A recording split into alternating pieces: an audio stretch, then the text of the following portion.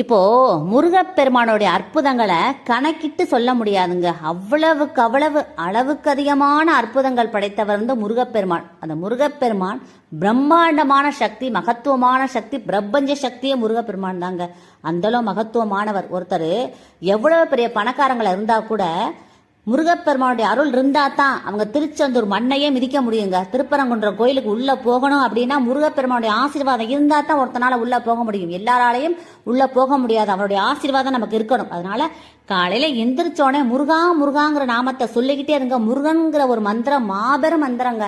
அதை சொல்லிட்டு நீங்க எந்திரிங்க. உங்க வாழ்க்கை பெரிய சக்சஸ் ஆயிரும். நீங்க முருக பக்தனா ஆயிட்டீங்கன்னு வச்சுக்கோங்களேன், உங்க வாழ்க்கையை அவன் பார்த்துக்குவான், அவன் கையில எடுத்துக்குவான். உங்க வாழ்க்கைய மிகப்பெரிய முன்னேற்ற பாதையை நோக்கி கூட்டிட்டு போகக்கூடிய ஒரே தெய்வம் முருகப்பெருமான் தான். அதனால தினந்தோறும் முருகாங்கிற நாமத்தை சொல்லுங்க.